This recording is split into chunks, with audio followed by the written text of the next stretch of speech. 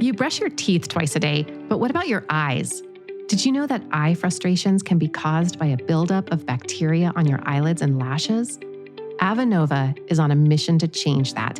Their revolutionary Lid and Lash Cleansing Spray is designed for daily use to address, relieve, and prevent eye issues like dry eye, styes, irritation, and inflammation. It's easy to use and only takes seconds to apply.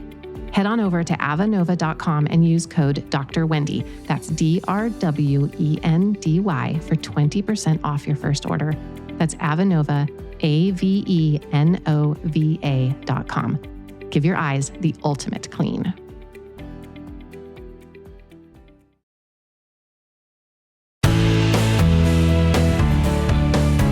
I've heard a lot of frustration from parents about how frequently kids have been getting sick recently.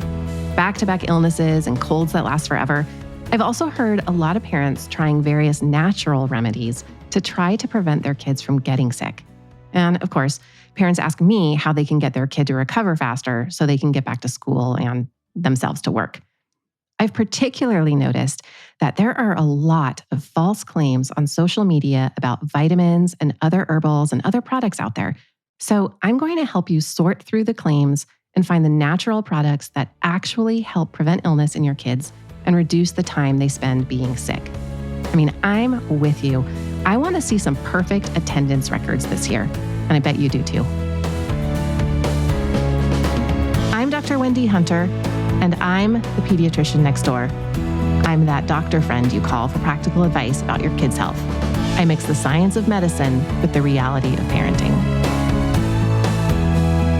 I consider myself someone who practices integrative medicine, which means I integrate complementary therapies into the practice of mainstream medicine, and my recommendations are based on evidence, like research that shows a product is safe and effective. I've heard this referred to as walking on 2 feet. That means using modern Western medicine along other therapies. This is really different from alternative medicine. Alternative implies treatments that you use instead of Western medical practices, but please don't have your displaced broken bone or cancer treated by alternative medicines. There are just some things that modern mainstream medicine, also known as allopathic medicine, that we're just awesome at. If you'd prefer, you can use the terms complementary or holistic medicine.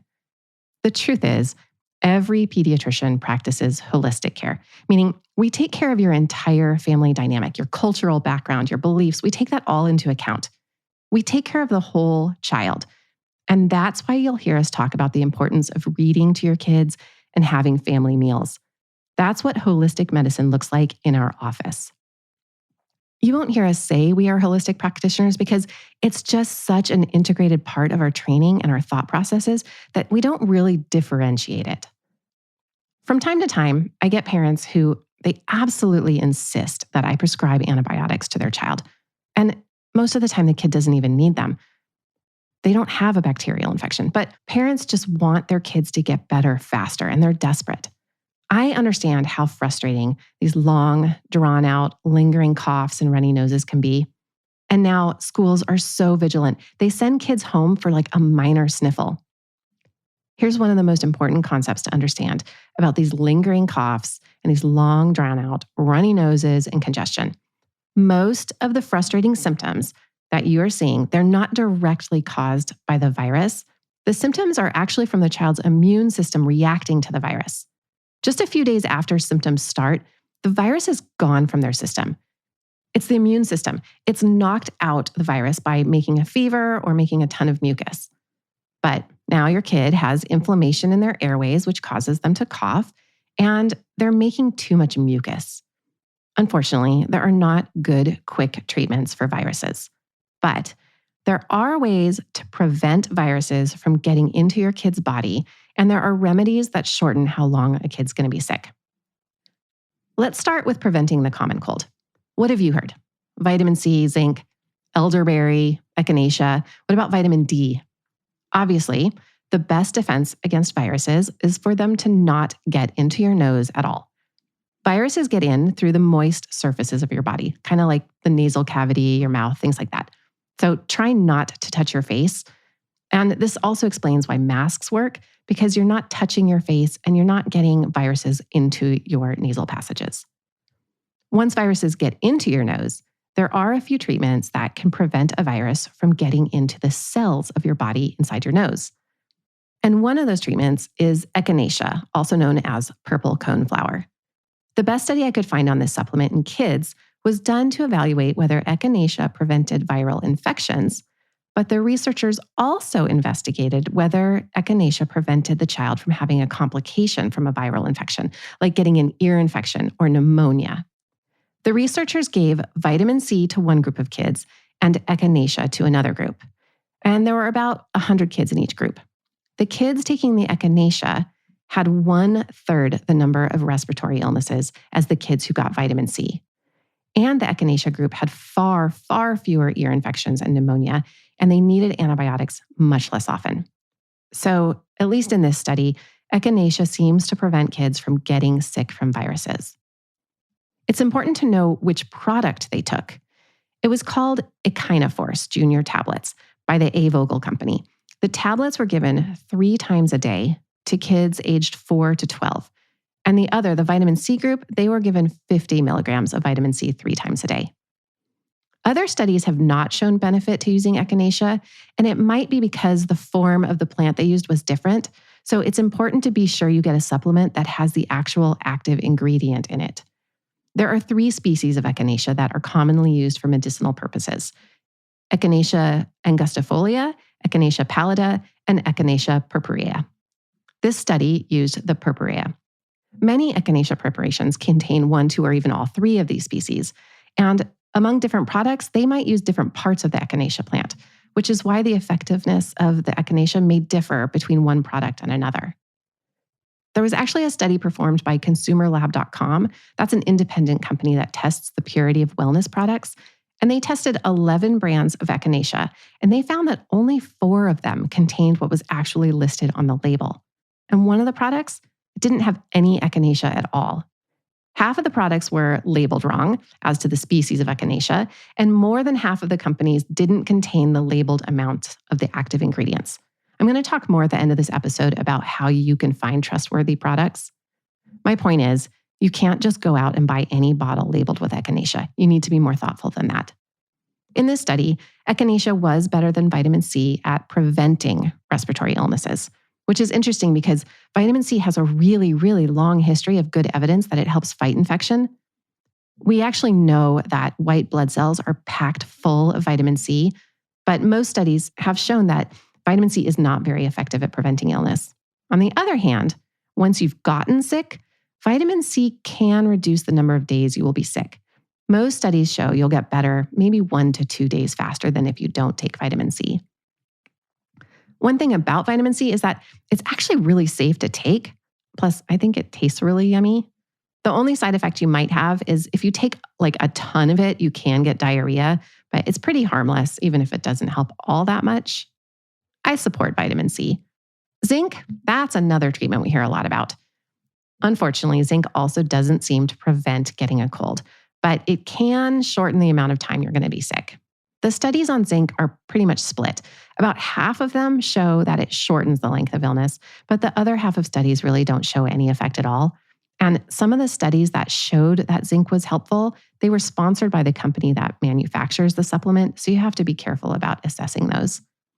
You don't want to take zinc every day because zinc can be toxic, but it's probably safe at the onset of a cold. You're not going to take that much of it, and it can't hurt anything except your wallet if you take it that rarely. I do recommend 2 other treatments that are actually proven to make it less likely a child is going to get sick. The first is nasal saline. I also prescribe this constantly for treatment of sinusitis and cold symptoms. What you do is you mix saline up at home. You mix a salt packet with water, and then you squirt a ton of it up your nose. It's kind of like getting hit in the face with an ocean wave. As you probably know, all the holes in your head are connected: your ears, your eyes, your nose, everything. So when you wash through your nose, you're washing out everything all at once, including your throat. This has so many documented great benefits, but here I'm going to focus on the ability of nasal saline rinses to prevent getting a cold virus. The typical nasal saline mixture is what we call isotonic, meaning it has the same salt content as the tissues in your body. The best prevention, though, is with what we call hypertonic saline, meaning it's more salty than your body's tissues. This kind of saltiness can be uncomfortable and sting when you squirt it up your nose, but most people can handle it. There was a little study in the UK that showed that nasal saline rinses and gargling with salt water reduced the amount of time a person was sick by almost 2 days. And this is really important to know, it reduced the transmission of the cold virus from the sick person to the other people in the home. What I think is really cool about this is that I always thought that salt water was just like mechanically washing gunk out of your nose and your throat like a hose, but there's actually a physiologic mechanism at work here. The extra chloride ions that are in the salt, remember salt is sodium chloride, those chloride ions, they go into the cells that line your nose, and there it's converted into hypochlorous acid. And hypochlorous acid is this magical substance produced by your cells that is a natural immune defense. Hypochlorous acid works inside the cell to kill anything that invades the cell, and it's also squirted outside the cell, and it oxidizes and kills viruses before they even get into your body. I'm a huge fan of nasal saline rinses and all that it can do for our health. You know, nasal saline rinses, they help wash out allergens. They reduce swelling inside the nasal passages. Even in little newborn babies, we can use it. I'm a huge fan of this. And as far as natural remedies go, there is nothing more natural than washing out your face with salt water. Plus, now that I've learned this, I have finally forgiven my mother for making me gargle with salt water. It turns out she was right. Thanks, Mom.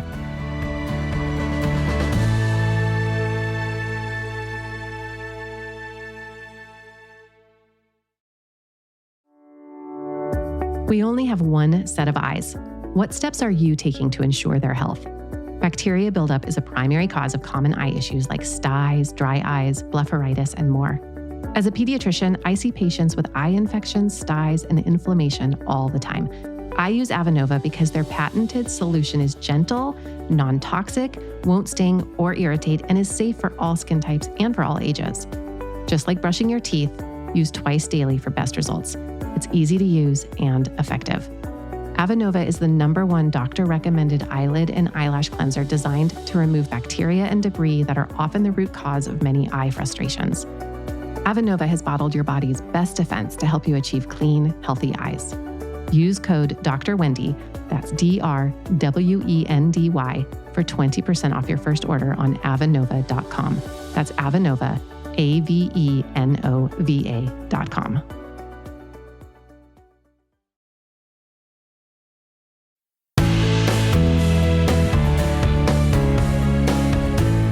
There's one more substance that might help prevent viral infections, and this is a favorite of mine because it tastes fantastic.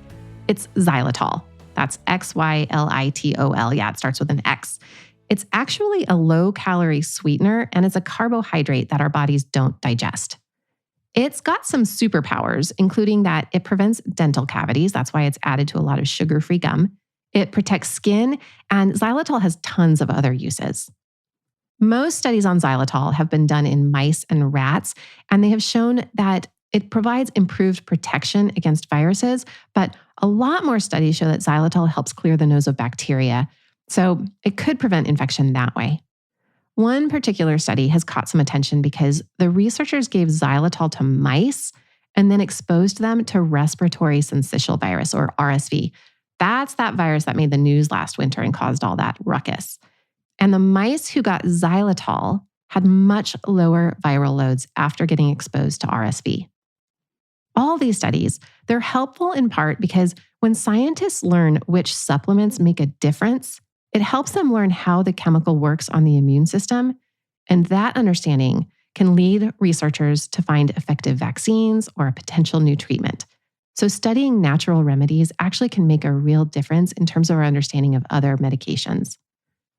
I said earlier that all pediatricians are holistic practitioners. You know how we're always harping about getting exercise and sleep? That's holistic medicine. Well, now scientists know why these lifestyle factors protect you from getting sick. Here's how it works. all the immune fighting cells kind of hang out inside your organs. So when a virus or a bacteria gets into your bloodstream to infect you, those cells have to travel from their lounging places to the blood to fight off infection. But when you exercise, those immune cells, they get on alert.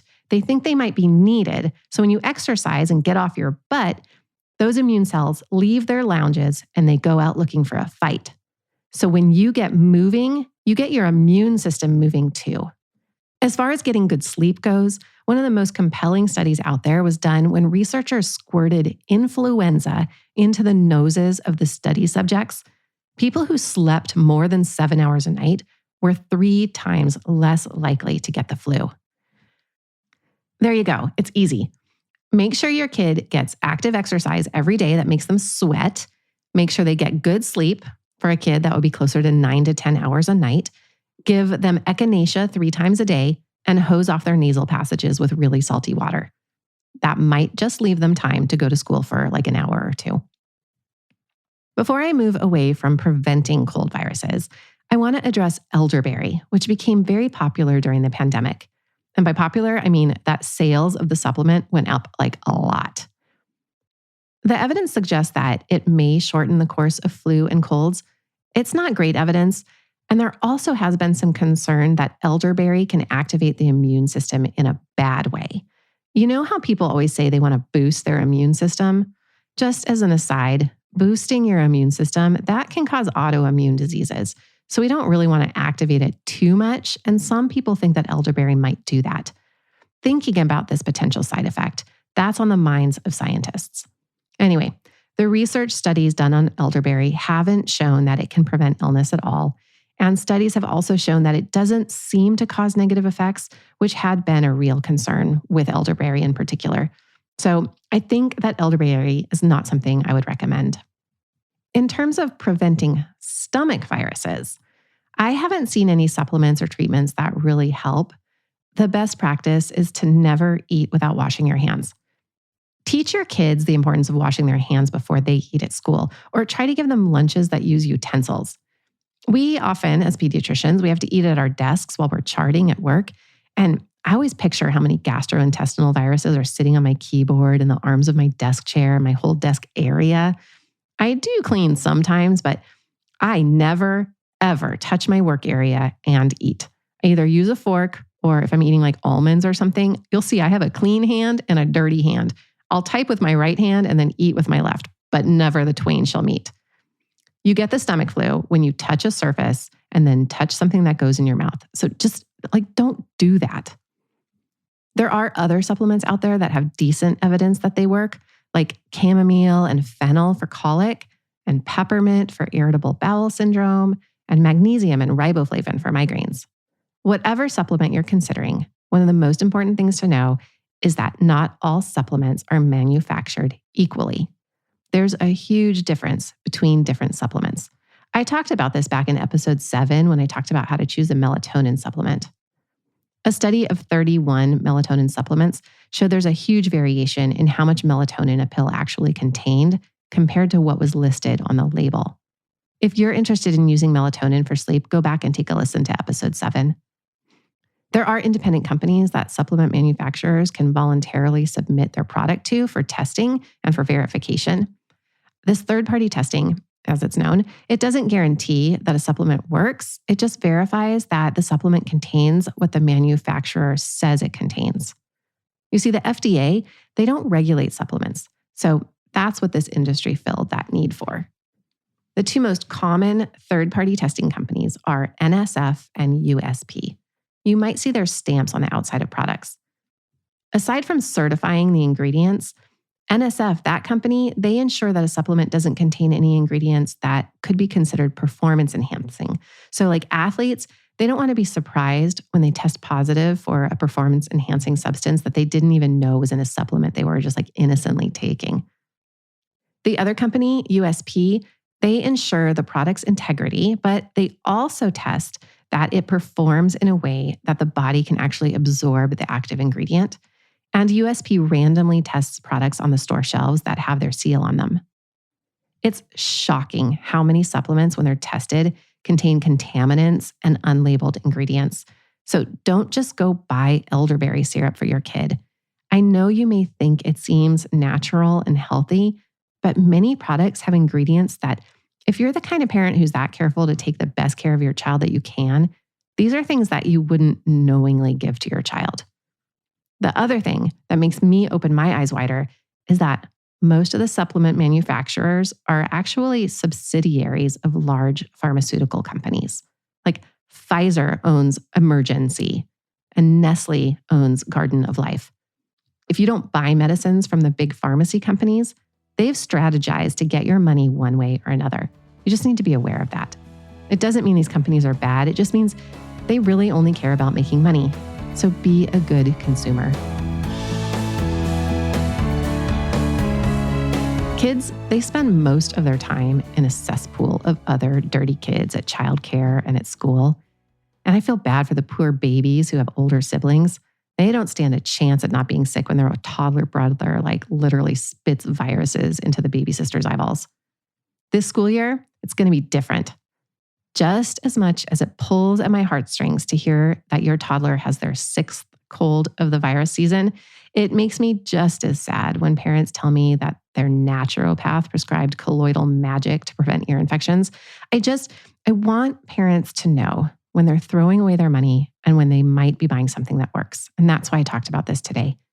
Now you know which supplements might help prevent cold viruses in your kids.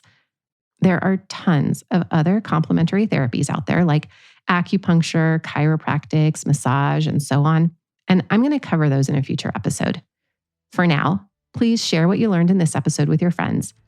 I swear it's in your best interests, because people are most contagious in the day or so before their symptoms start. And when your friends get sick, they get you sick. So make sure that they're on the same prevention page as you.